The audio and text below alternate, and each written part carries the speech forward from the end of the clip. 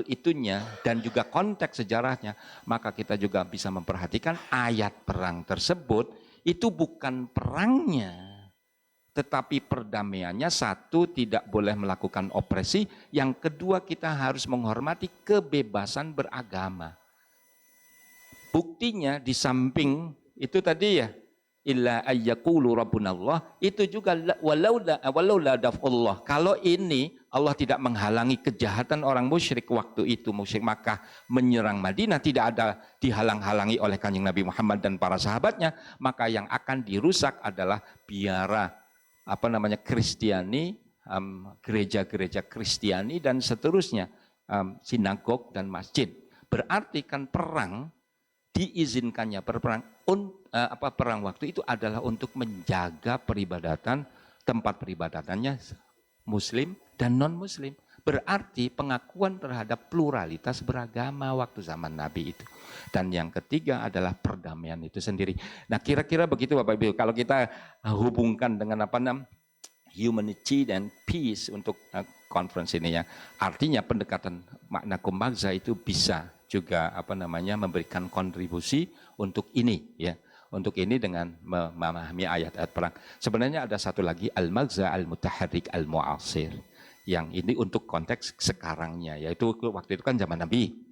Nah, untuk konteks sekarangnya adalah signifikansi ayat itu untuk secara dimanis untuk konteks kekinian.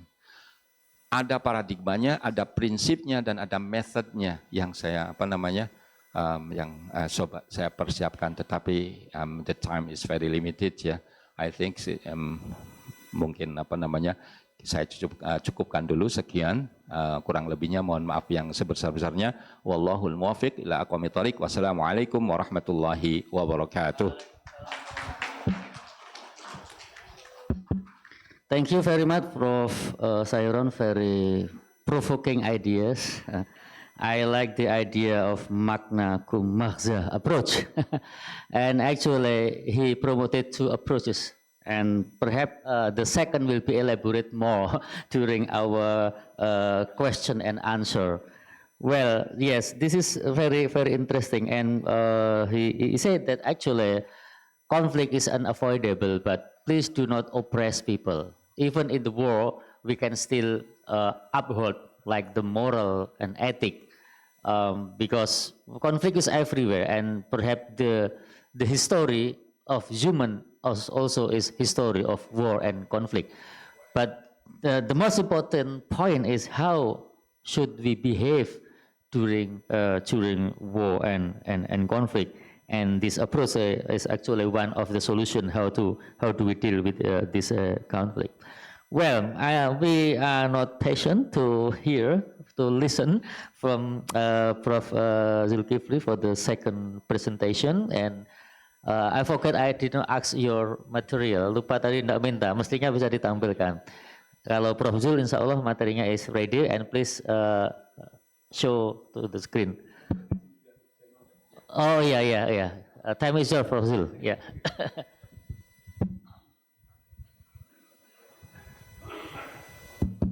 Assalamualaikum warahmatullahi wabarakatuh. Thank you very much, Pak Nasir, and Prof. Ahya, Prof. Farrozi, Prof. And all of us here. Thank you for inviting me to be one of the speakers for this very important event, forum direktur yang very reputable, right? And saya sengaja berdiri di sini supaya bisa nyontek slide yang sudah dibuat. Alright, I would like to talk about the contributions of Islamic discourses in sustainable peace. Actually, I have requested AI to write a paper for me regarding this topic, but I found it is not satisfying. It is far from good. So if you or we request AI to make a paper regarding certain topics, especially Islam and related to human modernity or civilization, you will find it is not good at all. So I prefer using another approach in this topic, that is a systematic literature review. As you know, Islam can be a positive and also negative related to peace, especially when we read scholarly works from Western scholars or Muslim scholars as well, that there we find Islam has been used to justify violence, war, even acts of terrorism by certain people or even certain activists or certain ulama from, of course, a certain aliran or perspective, right? And also from Western scholars see the negative aspect of Islam, especially when they read or when they interpret the concept of jihad in Islam. So we see here Islam is more often than not misunderstood by many people, including Muslims themselves. That's why these perceptions or this misperception should be corrected and harus dibenari, right? Dikoreksi. So my talk is about how or what is the contribution of Islamic aspects or aspect of Islam in sustainable peace. That's the first question. And then the other question is, what is the role of Islamic organizations in fostering sustainable peace? So there are two research questions that to be answered in this talk. Next slide. As I said just now, I use systematic literature review. That is a kind of review that tried to reduce subjective bias that is often used in narrative reviews. Biasanya ini digunakan untuk mengurangi bias di dalam literature review yang biasa. So, this is much better. We call it systematic literature review. And there are 4 stages that we implemented in this methodology. Identification. I use one database that is Scopus. Yeah? I use keywords Islam and peace, and in the identification process, I found 1,069 documents in Scopus. But of course, I have to read this whether it is relevant to my research question or not. And finally, I include only 34 journal articles that is or widely or broadly interpreted to answer the 2 questions that are formulated. So from 1,069, I use only 34 as a sample that is relevant to my research questions. Then, next please. This is a process. We call it PRISMA, yeah? There is a prisma diagram that we usually use in the method of systematic literature review from dari atas sampai bawah, that you see 34 articles that included in this paper.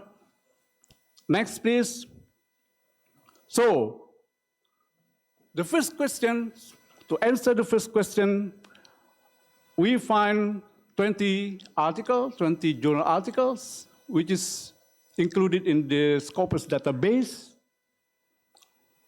And then 14 articles talk about the role of Islamic institutions or Islamic organizations in building sustainable peace.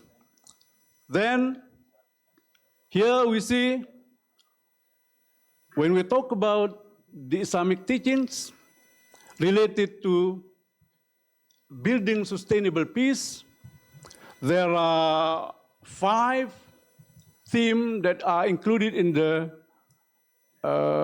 journal articles.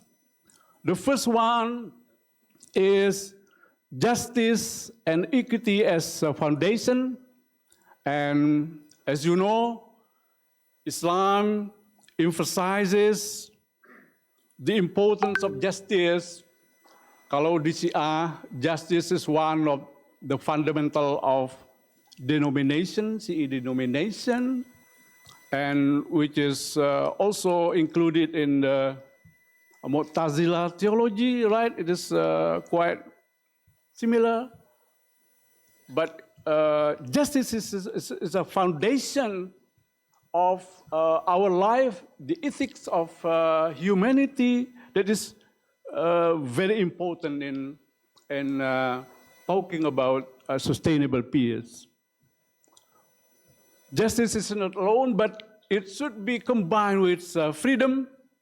Kalau ada keadilan, harus ada kebebasan. Kebebasan harus dijaga dengan keadilan. The two should be combined all together, so that become the foundation of sustaining peace in our society. The next one is non-violence and forgiveness. As Pak Sahiron talked about, Islam is the teaching or the theology of non-violence in principle. Prinsipnya Islam adalah menganut teologi non-violence. We cannot solve violence through violence. Kita nggak bisa menyelesaikan kriminal, kesulitan, kejahatan dengan cara yang sama. We cannot do that. So we uphold the theology of non-violence and forgiveness as stated in our research article in this project. Then mercy and compassion. Many people, many articles talk about this. The Quran consistently emphasize mercy Islam, rahmatan lil alamin, mercy for all creatures, compassion, ar-Rahman. That is strongly embedded in our religion, that is Islam. The fourth one is the need to reinterpret the jihad. And this is the most frequently discussed in the article, in the journal article, which is in the Scopus. Jadi yang topik yang paling banyak dari artikel-artikel tadi adalah kebutuhan untuk memberi interpretasi tentang jihad. The one that the most frequently discussed in this subject. Kebutuhan untuk terus memberi interpretasi terhadap konsep jihad, karena jihad is usually or conventionally dianggap sebagai associated with war, perang, ya. But we need this. This is one of the main points that we should address in talking about sustaining peace in our society. the need to reinterpret the concept of jihad or the teaching of jihad. Jihadul Akbar is more important than Jihadul Aswar. Yeah? Minor jihad, perang, war is a minor jihad, but major jihad is jihad against our self-interest, nafsu pribadi. That is much important than the minor jihad. It is war. The last one is Sharia promoting peace. Islamic principles of justice, tolerance, and peaceful coexistence are deeply rooted in the Sharia aspect of Sharia that's consistently promote, or especially when we talk about Maqasid Sharia, in the interpretation of jihad, we use Maqasid Sharia. Jihad means taking side with the poor, with the oppressed, or the empowerment of injustice, or empowerment of gender inequality, something like that. And we use Maqasid Sharia to interpret the concept of jihad. My next question is the important role of Islamic organization or Islamic institutions. There are three aspects. One is educational initiatives. Here we see the role of Islamic higher education to take part or participate in promoting tolerance, harmony, etc. And also removing the aspect of intolerance characteristic of Islamic textbook, buku-buku ajar di sekolah dan di madrasah, which contains the elements of intolerance or many aspects of intolerance which contain in school textbook in our country, not only in our country, but also in the Middle East, in Pakistan, in Iran, in Saudi Arabia. Many textbook contains literalist interpretation of Islam, including the concept of jihad. So, educational initiatives is playing a major role in sustaining peace and harmony in our society.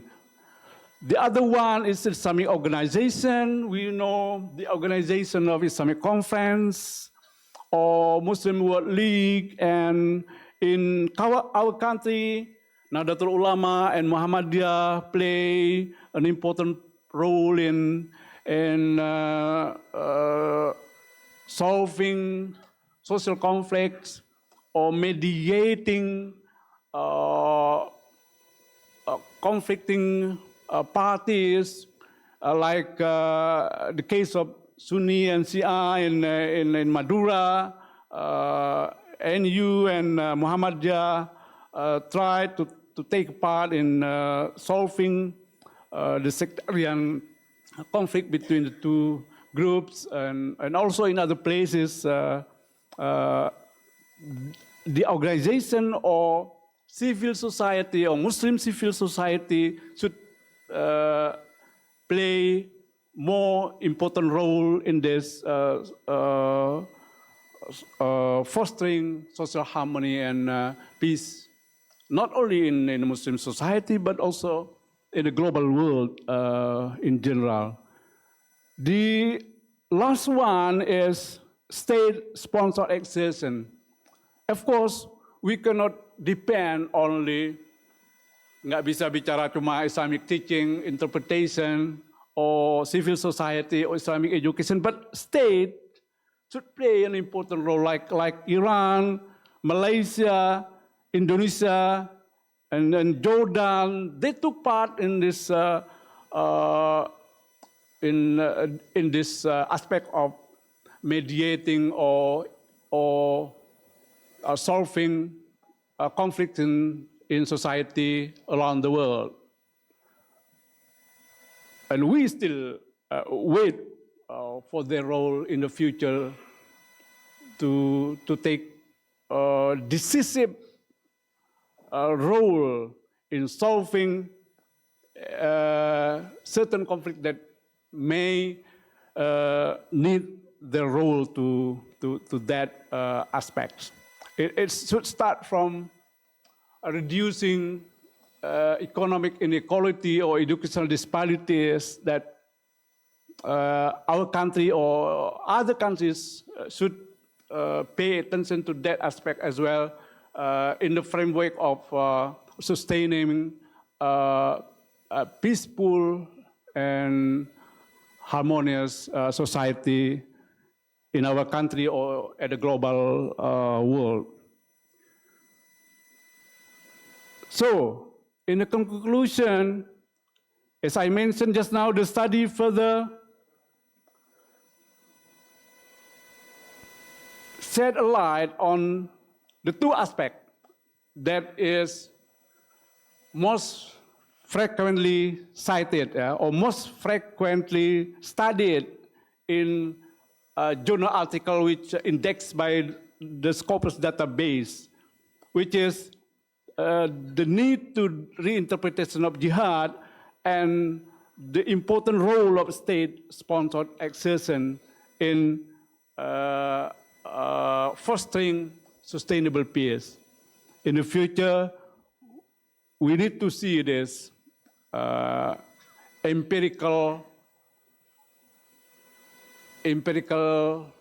realities that they should play a role. Kita nggak bisa hanya lihat sekilas, tapi we should see this in our study in the future in the context of empirical field work that we may prove the roles, both the contribution of Islamic discourses and also the important roles of Islamic organizations and Islamic institutions. So that's all. Apologize. I do apologize for my presentation karena hanya menggunakan very limited paper, certificate paper, but kalau SLR itu sudah lebih bagus ya, sudah bagus. And I have written the article for this. Mudah-mudahan in the future we can submit to journal and we hope that will be published from this presentation. Thank you very much. Wassalamualaikum warahmatullahi wabarakatuh. Thank you very much, Prof. Zulkifli, who have elaborated his research based on literature review. Menarik juga ya kajian literatur review terhadap isu ini Islamic contribution to global justice and peace. Interestingly enough, he found like total 34 articles. The third speaker, welcome. Please take seat here. I can stand up actually. Sini, Pak.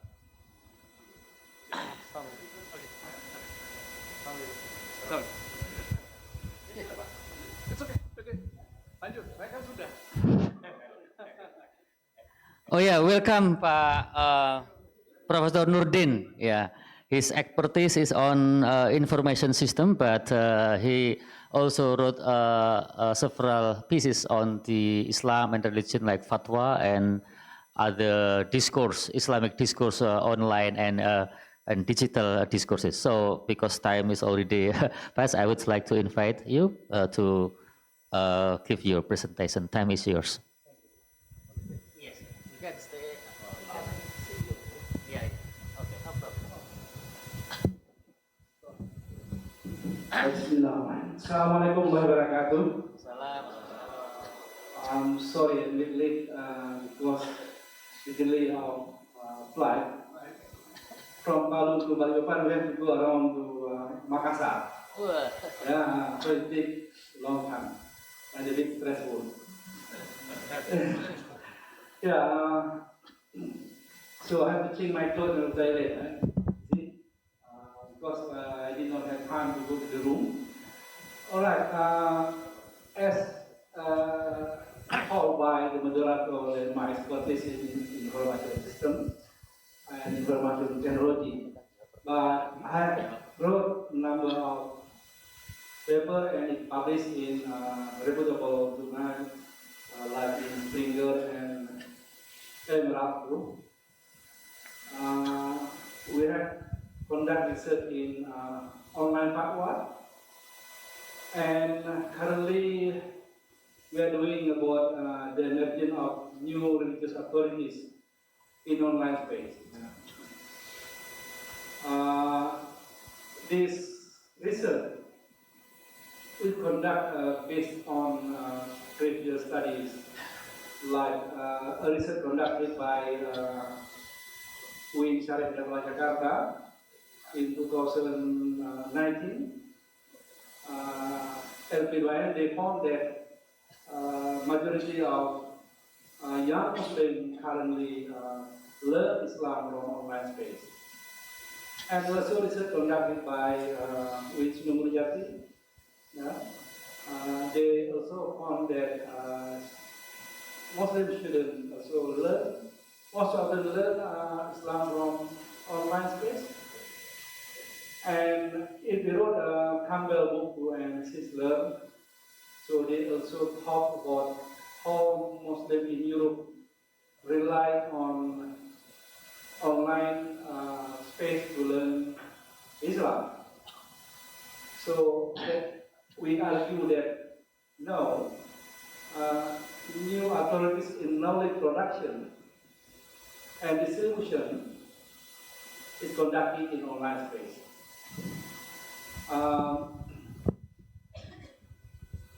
So that also our experience.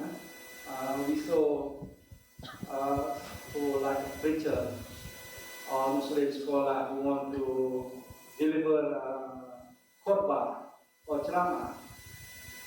If they don't know something about Islam teaching, they are not going to learn from Ustaz or going back to madrasah, but they only search on Google. So searching from Google and then preaching in the mosque 15 minutes. So that means new knowledge, the knowledge they obtain is not from conventional religious authorities like Ustaz or Muftis or madrasah, but we learn it from Google or YouTube or memes. Yeah. From Saiful Turi from Yogyakarta, they also published paper on learning hadith memory from memory. Yeah. They argue that Muslims who learn hadith from memory, they have superficial knowledge. We mean dangkal. Yeah. But in our study, we don't consider both dangkal or non-dangkal or superficial. But we argue now people are learning Islamic teaching from on digital media. So we use in this research we use ethnography method. Ethnography is a new methodology to research in online space. If we research in offline space with community, with people, we say we use ethnography. So the contradiction of ethnography is ethnography. So we learn perspective from online space, we use ethnography. And so with that method, we obtain the data and then we analyze it. In our study, we found that Muslims are also using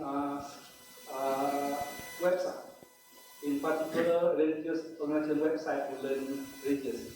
For example, NU Online, and then Muhammadiyah also have online website. In their website, they provide many kind of Islamic teaching like fiqh, Islamic history, education, and also Islamic economic, etc.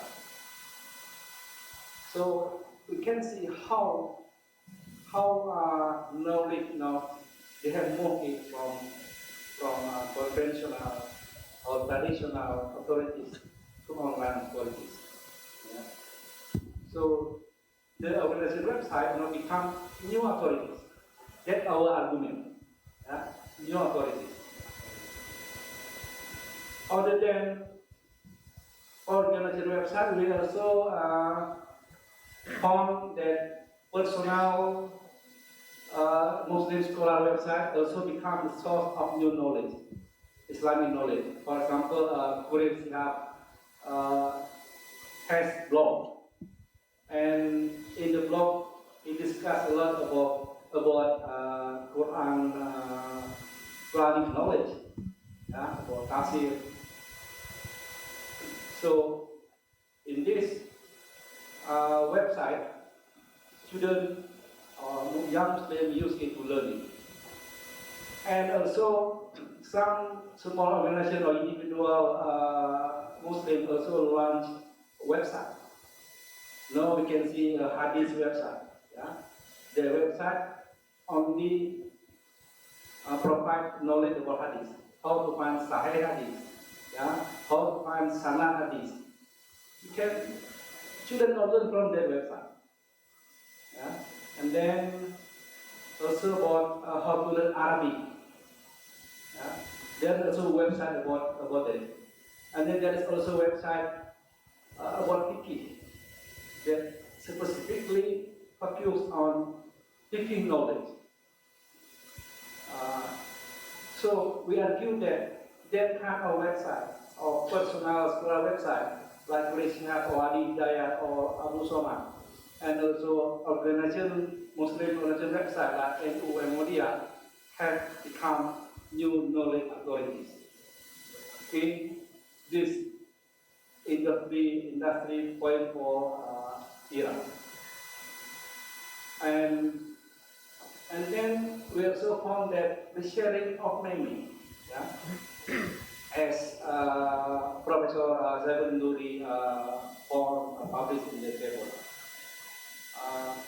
But meme is not limited to digital image, but also include like video, yeah, and then graphic and so on that distribute Islamic teaching.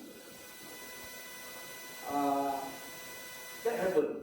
Even though if someone passed away, yeah, we only share image to say our condolence. Al-Fatihah, use memes. We never write Al-Fatihah. We just share meme. And then Happy Idul Fitri or Idul Adha. We also share meme. Yeah? We don't need our knowledge. We don't need anymore our finger to type something. We just share. We don't read. And sometimes we don't realize what we have shared. Yeah? That happens. And a lot of Quranic verses or hadith also share through meme. And then how people practice salah, to teach salah to our children, now they create or they produce in form of meme. So we argue that memes video also become new authorities for Islamic teaching and learning. Now, in the future, maybe we need formally reconstruct or rethinking about the mechanism of Islamic teaching and learning. Yeah? Campbell say that maybe Islamic knowledge production or teaching in the future can reduce bureaucracy. Bureaucracy means if we go to madrasah, of course, there are some bureaucracy. If we learn Islamic teaching from conventional teacher, lecturer, or staff, of course, there are some bureaucracy, like we need appointment where to provide space to learn it. But with the new digital media of learning source, that bureaucracy can be reduced or can be cut off. That's according to Campbell. And this can affect our Islamic education. We argue that maybe we need to rethink or redesign our curriculum or our education, Islamic education policy in the future. Alright. That's my short description about our research. This paper now is currently being reviewed in education religious journal. The journal is a Q1 journal. Alright, that's my presentation. Shortly, apologize for being late. Maybe we have some discussion after this or Q&A answer. Thank you very much. I give it to Madam. Okay, give applause to Professor Nurdin for his presentation. Okay, ladies and gentlemen, now time is like 20 minutes to 6, but I think we don't really care about time because we are travelers. Jadi dapat rukhsah salat di jamak. Jadi so we can continue our discussion because this is also important. Yeah, it's also important because the topic is really interesting ya. Jadi menarik semuanya dari mulai Prof Sahiron tadi bicara dari aspek tafsir dan hermeneutik, bagaimana menggunakan konsep itu dalam menelisik dan mungkin juga menyelesaikan berbagai macam konflik ya dengan konsep itu. Saya kira itu gagasan yang brilian. Kemudian juga from Prof Zul, beberapa poin yang beliau temukan adalah ternyata kajian Islamic Discourse di beberapa literatur cukup intensif ya. Paling tidak ada 34 tadi artikel baik Islamic Discourse maupun Islamic Institution and Organization that support the idea of justice and global peace. Kemudian dan yang terakhir dari Prof Nurdin, beberapa kajian menunjukkan bahwa ada changing behavior in religious thinking and approach. Dengan munculnya situs-situs kemudian internet, maka banyak orang yang kemudian belajar internet bukan pada sumbernya. Nah, sebenarnya kita masih ingin mendengarkan bagaimana konteks media in provoking conflict or in resolving justice. Perhaps in research and question we can discuss this a little further. But from all of this presentation we have not heard about the empirical experience dari Prof Zulkifli. Jadi kita bicara konseptual ya, idea dan mungkin yang online discourse. Tapi pengalaman lapangan, bagaimana keadilan, kemudian bagaimana prinsip perdamaian itu bisa ditegakkan dalam konteks masyarakat yang sedang konflik. Ya, mungkin juga ada pengalaman atau knowledge dari Bapak Ibu sekalian yang bisa di-share. Saya kira itu juga akan sangat menarik sehingga terjadi dialog yang sangat intensif. Baik, saya buka ini, tidak saya batasi, silahkan yang bertanya. 1, 2 dulu ya, nanti ditunggu yang lain. Prof Mohyar Fana nih.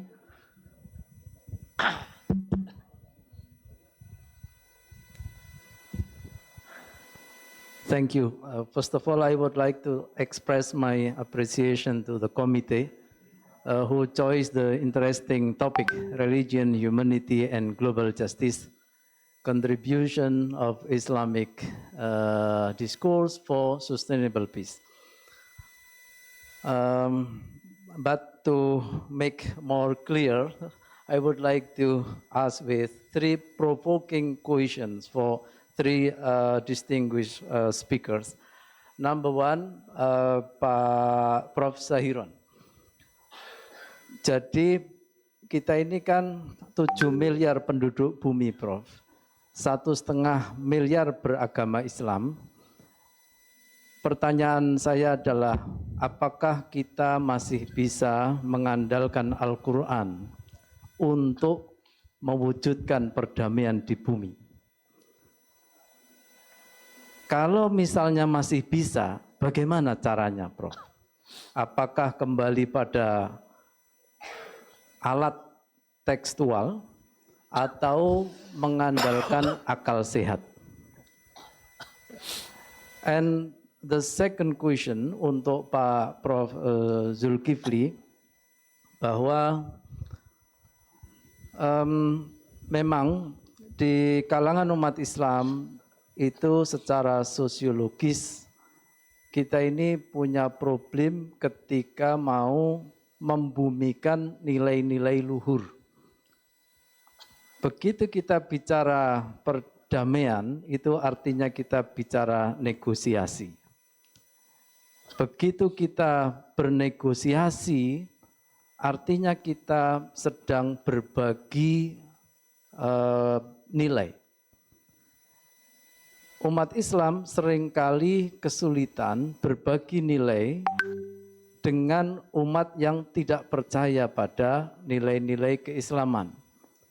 Maka gimana caranya kalau seperti ini agar keluhuran Islam itu bisa benar-benar dipercaya oleh 5,5 miliar penduduk bumi yang tidak beragama Islam. Kemudian untuk the third question for the third speaker itu begini Pak, saya kebetulan ditugasi oleh panitia untuk membaca ini oleh Prof. Ahya ini untuk membaca Permendikbud 53 nomor 2023, nomor 53 tahun 2023. Itu salah satu kecakapan yang harus diberikan kepada mahasiswa pasca adalah literasi digital. Apakah literasi digital ini nanti hasilnya, kalau tadi Pak Prof. Nurdin itu ya, kesimpulan yang saya dengar adalah bahwa belajar Islam melalui internet itu apalagi sekedar meme itu bukan kedalaman tapi kedangkalan. Nah, literasi digital yang akan kita berikan kepada mahasiswa pasca, kalau ujung-ujungnya hanya melahirkan kedangkalan, itu saya kok jadi ragu juga. Ini kita hanya ketemu dengan Luna Maya dan dunia maya untuk ditarik ke studi Islam. Nah, ini kita enggak menjadi ulama khos, ini menjadi ulama su nanti.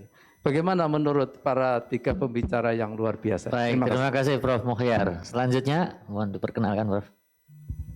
Assalamualaikum warahmatullahi wabarakatuh.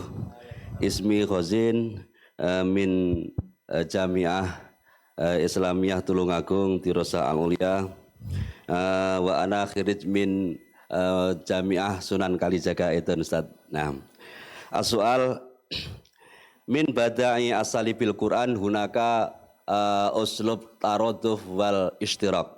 Sahih. Nah. At-taraduf huwa al-kalimah al-katsirah walakin fi ma'nan wahid. Wa kadza al-istiraq wa al-kalimah al-wahidah ala ma'anin katsirah. Nah. Walakin al-asilah tashilan li fi ilqa'il kalam wa tafhiman lil jami' sata kalam bil lughah al-arab al-Indonesia. Begini. Jadi di antara uslub bahasa Al-Qur'an yang digunakan yang paling indah adalah uslub taraduf dan istiraq. Lah, di sini alhamdulillah saya sudah membaca dari konsep Pak Sahiron tentang kum maghza yang istilahnya itu mungkin sangat tepat untuk mentafsirkan baik yang berkaitan dengan uslub taraduf ataupun istiraq. Dalam Al-Quran kita banyak menjumpai misalnya kalimah yang taroduf. Itu misalnya kata ismun, zanbun, junahun, imrun, nukrun, dan lain sebagainya. Ternyata maknanya dosa. Ya. Seperti dalam ayat Al-Quran, ya, akotalta nafsan zakiyatan bighairi nafs laqad ji'ta syai'an nukro. Kata nukro artinya juga dosa besar. Kemudian ada ayat yang lain, wa qalu takhadzar walada laqad ji'tum syai'an nukro, syai'an idda. Kata idda artinya juga dosa besar. Kemudian pada ayat lain, qala akhraqtaha litughriqa ahlaha laqad ji'ta syai'an imra. Itu juga artinya dosa besar. Kemudian yang istiraq, ternyata kata kafir itu artinya pertama adalah al-insan alladzi la yu'minu billah. Qul ya ayyuhal kafirun. Kemudian adzani al-kafir bimakna al-fallah alladzi yazra an-nabat kamatsali ghaitsin a'jabal kufar. Summa al-akhar as-salis al-kafir bimakna alladzi la ya'rif al-adab as-salih atau al-adab al-thayyib. Masalan kama qala Fir'aun ila Musa wa anta minal kafirin.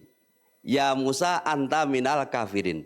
Kata al-kafir huna maknahu laisa alladzi la yu'minu billah aw alladzi yazra an-nabat la walakin alladzi la ya'rif al-adab. Pertanyaan saya, Bapak, apakah konsep kumaghza yang panjenengan tawarkan dan ini sudah lama saya sampaikan juga kepada para mahasiswa, ini juga bisa untuk istilahnya itu mencari solusi di antara solusi untuk mentafsirkan ayat-ayat yang berkaitan dengan taroduf dan istiraq. Syukron jazila. Assalamualaikum warahmatullahi wabarakatuh. Iya, kata kafir kadang kita minta kafir anna sayyatina. Nggih, silakan. Terima kasih. Assalamualaikum warahmatullahi wabarakatuh. Terima kasih atas pencerahan oleh narasumber. Sungguh banyak ilmu yang kita dapatkan pada sore hari ini. Tapi mungkin juga perlu ada kejelasan-kejelasan supaya kita tidak salah kaprah dalam memahaminya.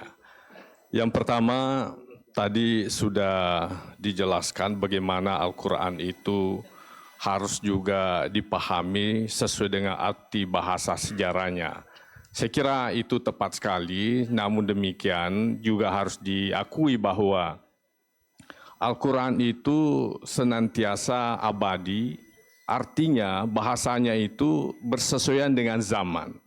Toh kalau ada kesan Al-Quran itu tidak sesuai dengan zaman, bukan saya kira Al-Qurannya yang salah, tetapi mungkin umatnya yang kurang menggali daripada nilai-nilai Al-Quran itu.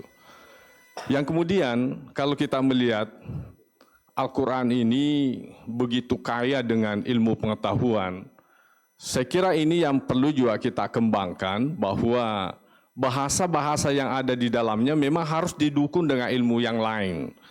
Al-Quran itu tidak mungkin kita memahaminya tanpa dikaitkan dengan ilmu-ilmu yang lain. Sebutlah misalnya Al-Quran tidak bisa kita menjabarkan dengan baik tanpa dengan hadis Nabi SAW. Oleh karena di situ ada mujma, ada mustarak, ada dan sebagainya. Sehingga hadis Nabi SAW itu paling tidak ada 4 fungsinya. Misalnya bayan takrir atau bayan isbat, kemudian bayan tafsir, bayan nasah, bayan tasyri. Ini semuanya sangat penting. Ya, jadi banyak hal yang memang perlu kita pahami dalam rangka memahami Al-Quran itu sendiri. Yang kemudian ada suatu makna yang sangat menarik kalau kita berbicara masalah jihad. Jihad itu banyak kan kita arahkan kepada suatu yang menakutkan. Sebutlah istilah qital, perang. Walaupun tidak bisa juga kita ingkari bahwa salah satu makna jihad itu perang. Tidak bisa kita ingkari itu. Iya. Makanya kalau saya kalau ada dikatakan fil qisasi hayaton, mestinya juga fil jihadi hayaton. Karena jihad itu membela kebenaran sehingga tidak ada kezaliman di antara kehidupan umat manusia. Ya sebutlah misalnya yang terjadi di Palestina sekarang ini kalau kita kaitkan. Ini sungguh luar biasa, sepertinya kita hanya angkat tangan dan hanya bersiul-siul melihat seperti keganasan yang dilakukan oleh Israel itu. Nah, sampai di mana kira-kira kita sebagai muslim memaknai jihad dalam rangka mempertahankan kebenaran dan memberikan eksistensi kebenaran hidup daripada rakyat Palestina itu. Iya. Kalau kita melihat di PBB ya sudah banyak juga berpihak, tapi nyatanya tidak pernah berhenti sampai sekarang ini. Nah, di mana kira-kira rasa muslim dalam rangka membela kebenaran itu? Iya. Kemudian kita lihat bahwa internet itu kadangkala juga kita memojokkan ya, dalam artian memberi penilaian, sebutlah nilai yang dangkal. Walaupun saya secara pribadi juga tidak bisa mengingkari. Apalagi kalau didadak pergi ceramah-ceramah, ya saya harus kembali kepada internet. Barangkali kalau saya, yang penting di situ adalah bagaimana isi internet itu memberikan informasi yang betul-betul aktual. Informasi yang betul-betul valid.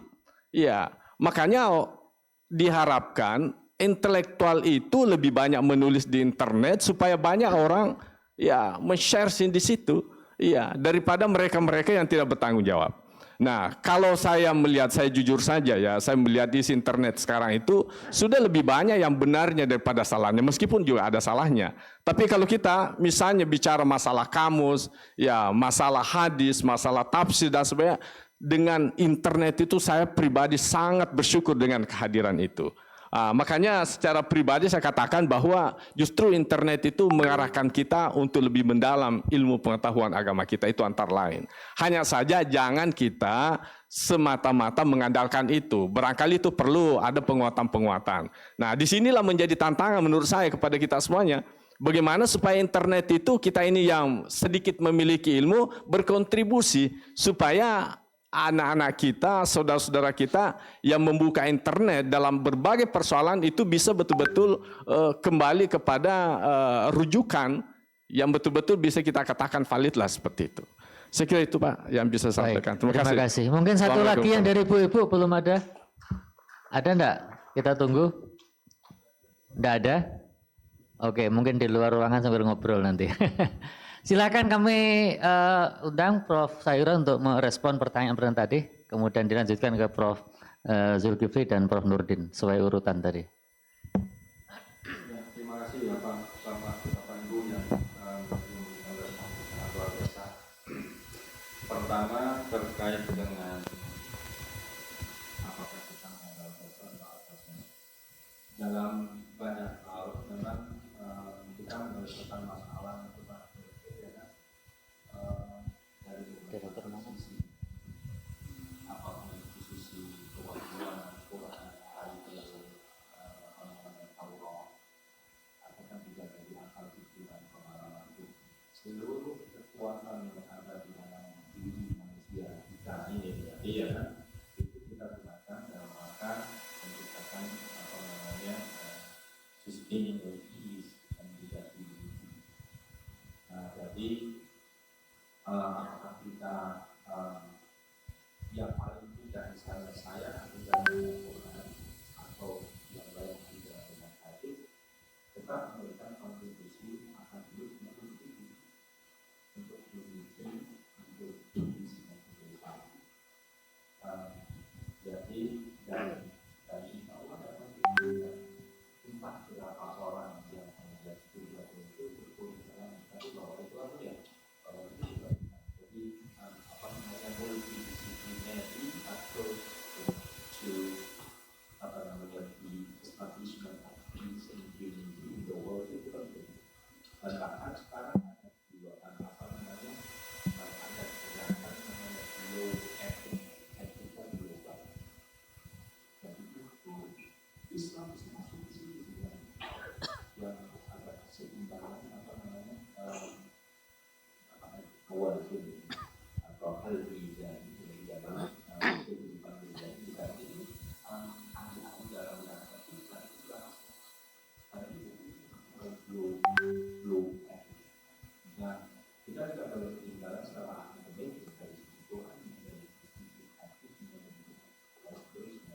Dan saya yakin misalnya pimpinan ide itu juga mau mendengar itu. Dan makanya kemudian kita tidak boleh mendengar, kemudian tidak boleh menerima dari orang lain itu, tapi kita memberikan kontribusi dari sisi kita, dari sisi yang sisi kita untuk dunia itu. Nah, makanya kemudian kita bahasa Inggris apa kayak begitu. Tadi tentang apa namanya lebih berisi dan lebih maupun ada high sentimental support di high how to say in the whole yang compartment from peace yang pertama dan itu yang mereka sudah jadi barangkali itu bisa memberikan yang kemudian yang kedua tentang awal dengan istilah nah ini jadi di dalam pendekatan makna Tuhan itu dari satu sisi saya sampaikan di bagian akhir dengan apa namanya tulisan saya tentang metodologinya langkah-langkah konkret ketika kita menerapkan pendekatan makna Tuhan. Jadi yang pertama memang linguistic analysis, nah ini dari berbagai macam, termasuk perhatian terhadap apa namanya tawaruf istilahnya terkait dengan tawaruf apa namanya banyak sekali pandangan yang menolak sama tawaruf di dalam Al-Quran ya seperti apa namanya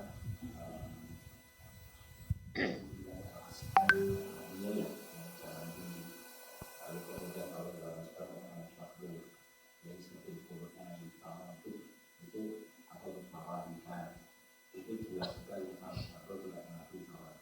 Meski setiap kata memiliki meskipun ada irisan makna salah satu lafal dengan lafal yang lain itu tetapi pasti ada antara perkataan misalnya pasti atau fisik dan itu ya.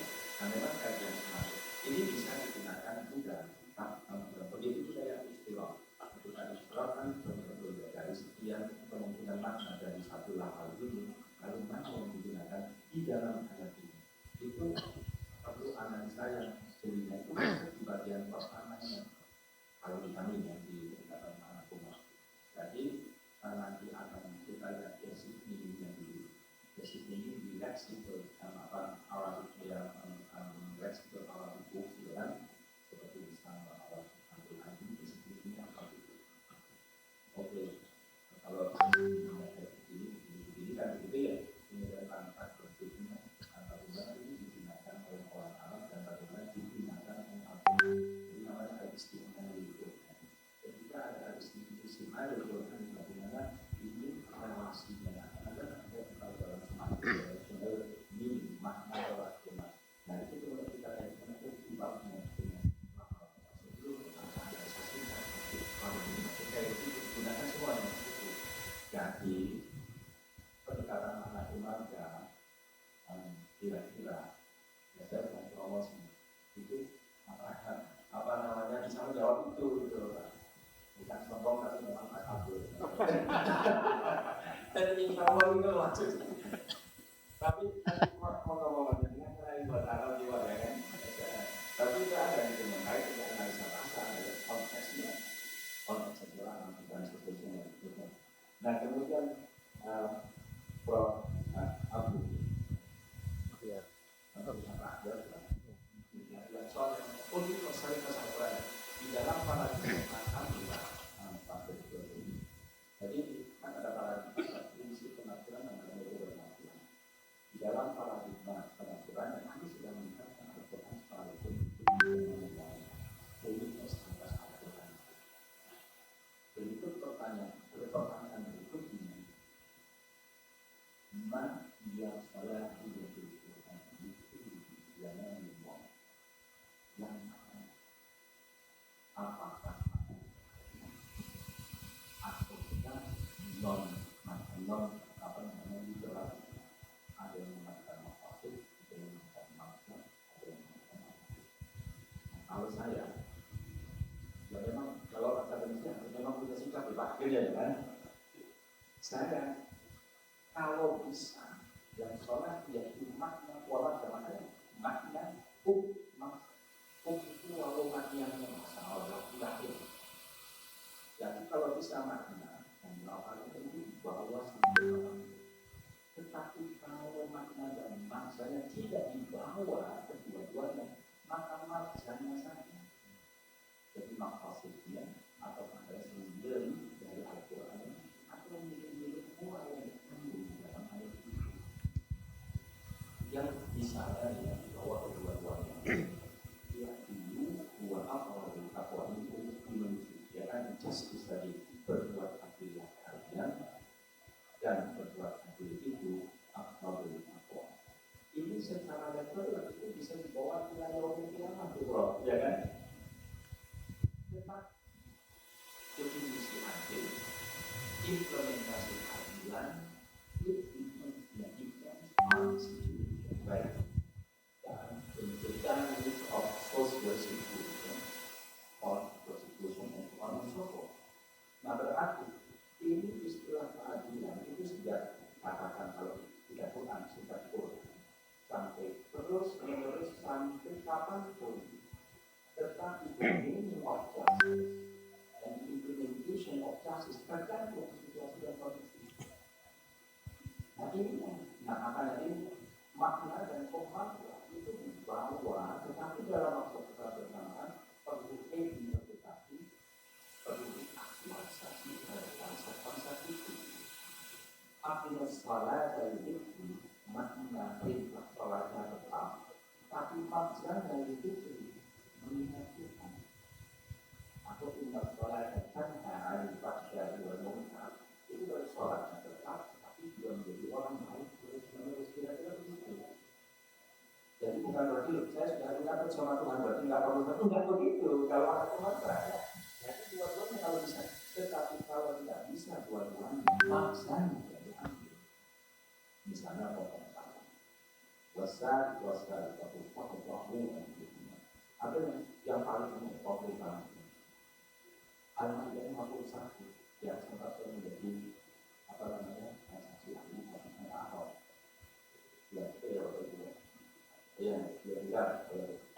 ya ayuhalladzina amanu la tattakhidul yahuda wan nasara awliya. Jangan melakukan oleh orang beriman yang menjadikan Yahudi dan Nasrani teman saja.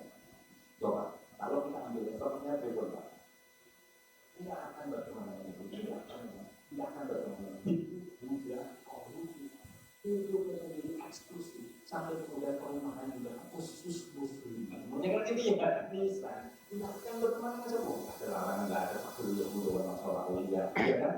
Letter-letternya maknanya nggak bisa kita ambil. Tapi kita ambil maksudnya itu diceritain ayat itu kita bisa katakan dari disparitas ya atau laporan sahabat mikro dan makronya itu sudah berbeda. Sebelum berangkat itu Yahudi mengatakan kepada kami tidak mau ikut sebagai itu tidak bisa kita kenapa tidak mau ikut orang kami akan berdagang saja. Lalu mereka berdagang ke Damaskus itu dari Abu Sufyan. Abu Sufyan itu demokratnya waktu itu musyrik Makassar di antara selain Abu Jahal, Abu Lahab. Dan itu kami Abu Sufyan. Di Damaskus Yahudi bertemu dengan Abu Sufyan. Orang yang begitu membocorkan seluruh hasil militer Madinah. Jumlah orangnya berapa, anaknya berapa, pacarnya berapa, kuburannya berapa, dan seterusnya. Nah, akhirnya Rasulullah mendapatkan keuntungan.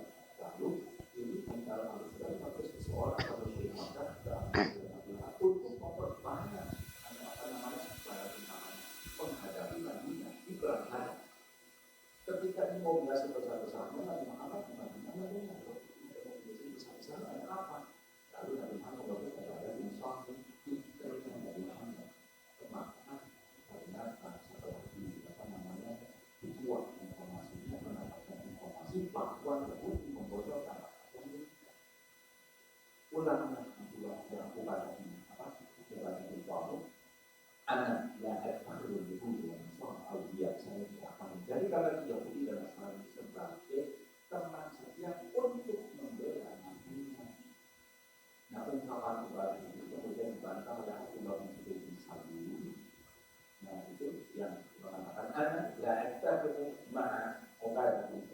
saya masih tetap akan menggunakan media nasional sebagai pembela Nahdlatul. Bertengkarlah dua orang ini di depan Rasul. Dua orang ini pendapatnya siapa yang harus saya pegang? Lalu ya ayyuhalladzina amanu la tattakhidul yahuda wan nasara awliya. Berarti ini tuh bukan revolusinya yang maksudnya itu bukan. Waktu zaman Nabi memang iya itu yang diimplementasikan, tetapi maksudnya adalah larangan pengkhianatan terhadap perjanjian bersama. Siapapun yang melakukan pengkhianatan siap-siap itu tidak dipercayai. Ini hukum internasional saat ini. Itu yang menurut saya, menurut saya ya. Jadi bukan lagi revolusi. Nah, ayat-ayat perang, jauh-jauh sebelumnya ayat perang itu benar sebagai ayat ini. Ayat mutasyabihat. Nah ini yang, jadi begini Bapak Ibu, tapi ini panjang nantinya ya. Jadi ayat muhkamat itu ayat yang inti. Ini ceramah umum. Ayat muhkamat itu adalah ayat yang makna direct meaningnya itu sesuai dengan ide-ide moral.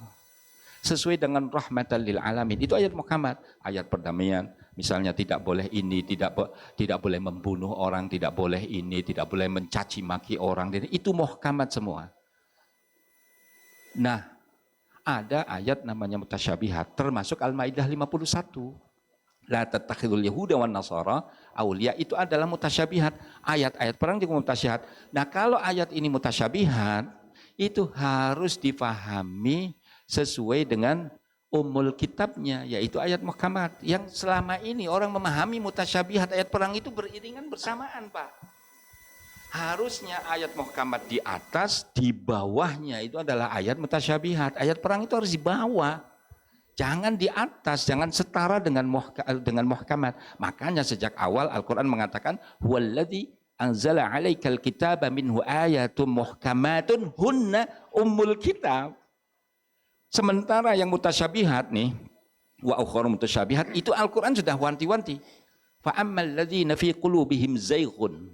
Siapapun yang di dalam hatinya ada kekeliruan, zaigh, penyimpangan, fayattabi'una ma tasyabaha, ngikuti ayat mutasyabihat.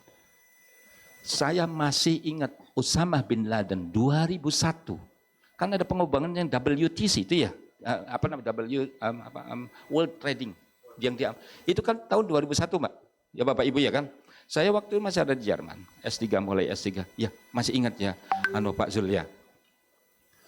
Satu hari setelah pengeboman, Usamah bin Laden tampil di televisi. Saya bertanggung jawab atas peristiwa ini. Qala Allah Ta'ala fil Qur'anil Azim. Ayat perang semuanya disebutkan. Ampun deh, itu Usamah bin Laden memalukan umat Islam. Quran memalukan Quran. Gerakan terorisme didasarkan pada ayat-ayat mutasyabihat. Nah, itu menurut saya ya. Fa'ammal ladzina fi qulubihim zayghun fayattabi'una ma tasyabaha. Jadi ayat perang ini harus berada di bawah koridor umul kitabnya, ayat perdamaian. Mestinya tuh begitu. Nah, barangkali pemikiran yang semacam ini itu bisa diterima teman-teman yang akan masuk ke gerakan terorisme barangkali kan itu, meskipun mereka keras kepala juga mungkin ya. Ya gitu Pak, jadi ngaten Pak, jadi apa namanya, nah ketika al-maghza al-mutahrik al-mu'asir atau reaktualisasi konsep-konsep Qur'aninya yang humanis tadi, itu perlu ilmu bantu. Saya setuju dengan jenengan Pak, ada sosiologi antara psikologi dan sejarah dan seterusnya, dan itu banyak di situ. Alhamdulillah ini pendekatan makna maghza sampai detik ini mungkin ada sekitar 100-an tesis dan juga disertasi yang mengimplementasikan itu. Katanya lebih mudah daripada Nasr Hamid Abu Zaid, atau lebih mudah dari Abdullah Sa'id, atau bahkan Fazlur Rahman yang ya. Dan ini bukan promosi sih Pak Bu ya. Enggak, cuma menginformasikan, sosialisasi. Wallahu muwaffiq. Wassalamualaikum warahmatullahi wabarakatuh. Waalaikumsalam warahmatullahi wabarakatuh. Kalau pengetahuan harus disosialisasikan, Prof. Tapi kalau paslon enggak ya, ini sudah selesai. Selanjutnya Prof Zul, kami persilakan. Sedikit saja saya tercengang ya mengikuti kuliah umum dari Prof. Sahiron ya. Saya kira saya tidak bisa juga menjawab pertanyaan dari Prof. Muhyar ya. Prof. Muhyar ini setiap kali kegiatan konferensi yang ada saya selalu nanya. 2000 berapa, 2015 apa juga kita dulu sama-sama dekan FISIP dulunya. Beliau nanya juga. Kemarin tahun lalu di Salatiga nanya juga. Iya, dan setiap nanya itu saya nggak bisa jawab. Jadi Prof. Muhyar ya, tadi itu kalau saya justice, freedom itu satu paket ya.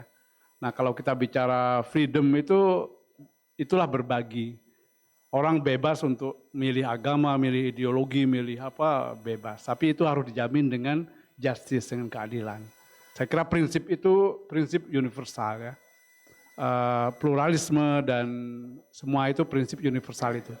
Dan bersama itu ya harus ada dialog, mutual respect ya. Saya kira kunci-kunci itu. Gimana implementasinya saya kira sangat kontekstual ya, nggak ada rumusnya ya. Tapi prinsip itu yang pentingnya. Kalau implementasinya kontekstual, nanti melibatkan siapa, dengan teori apa, macam-macam ya. Saya nggak bisa jelaskan itu wilayahnya Prof. Sahiron yang bisa jelaskan. Saya ingin nambahkan tadi terkait dengan media sosial ya, pengaruh media sosial yang begitu kencang ya. 2 hari yang lalu kami bedah buku saya, judulnya Syiah di Mata Milenial ya. Nah yang diuji ada 4 variabel dan variabel yang berpengaruh signifikan itu adalah pengguna media sosial. Penggunaan media sosial dan itu yang paling besar porsinya. Pengaruhnya negatif. Jadi semakin banyak orang menggunakan media sosial dalam mencari informasi tentang Syiah, semakin negatif persepsinya tentang Syiah. Nah, sekedar menambahkan, saya kira ini relevan dengan studinya Prof. Nurdin ya. Jadi 2 variabel, satu variabel perasaan terancam, yang kedua adalah penggunaan media sosial. Yang lain-lain tidak berpengaruh terhadap persepsi tentang Syiah di kalangan milenial. Sekedar tambahan Prof. Nurdin ya. Makasih. Oke, lanjut Prof. Nurdin, kami persilakan. Ya baik, terima kasih banyak. Saya pun tidak panjang lebar, sudah malam, maghrib ya. Jadi tadi saya ingin merespon 2 pertanyaan dari kawan-kawan tadi. Tadi disebutkan masalah kedangkalan. Saya mengutip tulisannya Prof. Sabrin Zuri. Dia meneliti tentang penggunaan meme. Orang yang belajar meme hadis lewat meme itu dianggap dangkal pengetahuannya. Tapi saya sebagai orang IT tidak melihat masalah itu. Tapi kami melihat bagaimana proses belajar ini sudah bergeser ke otoritas agama baru. Munculnya otoritas agama baru itu yang kami soal masalah dangkal itu perlu penelitian selanjutnya dari Bapak itu, silakan ke depan kan. Apakah benar dangkal atau tidak dangkal? Kalau dari Prof mengatakan tidak kan. Tapi kami juga sempat mewawancara sejumlah mahasiswa dan juga orang yang belajar. Sepanjang sumbernya itu kredibel, misalnya belajar di blognya Quraisy Shihab. Di mana masalahnya? Kan tidak ada masalah. Anda mendengar ceramahnya Adi Hidayat yang ahli di bidang Al-Quran ya, tentu tidak ada masalah. Kecuali belajar di blog-blog orang yang tidak jelas. Nah, jadi fokus kami bagaimana sekarang otoritas pengetahuan baru telah muncul. Apalagi dengan munculnya AI sekarang. Ya, AI sudah menjadi sumber pengetahuan baru. Itu kami katakan bahwa ini seperti diindikasikan oleh Campbell bahwa kalau tren belajar agama semakin tergantung pada sumber-sumber online, maka birokrasi dalam belajar agama itu terpangkas. Ya, kalau kita belajar lewat melalui madrasah atau ustaz-ustaz konvensional, tentu ada birokrasinya, buat janji, cari tempat, ya, itu birokrasi. Tapi dengan belajar lewat online maka tidak ada, ya. Atau Sisler menyebutkannya dengan terjadi proses desentralisasi pengetahuan. Kalau sebelumnya tersentral di institusi pendidikan konvensional, para ustaz-ustaz konvensional, maka sekarang menyebar ke mana-mana sudah. termasuk situs-situs tadi khusus hadis, situs khusus belajar Al-Quran, ya, sudah menjadi otoritas agama baru. Jadi itu fokus riset kami di situ. Terlebih selanjutnya masalah tadi dangkal atau dalam itu perlu riset lebih lanjut ke depan. Ya, demikian saya sampaikan. Mohon maaf lebih kurang. Assalamualaikum warahmatullahi wabarakatuh. Waalaikumsalam warahmatullahi wabarakatuh. Kita kasih approach. Saya yakin ini kalau dibuka sesi lagi masih banyak yang bertanya ini. Iya, iya.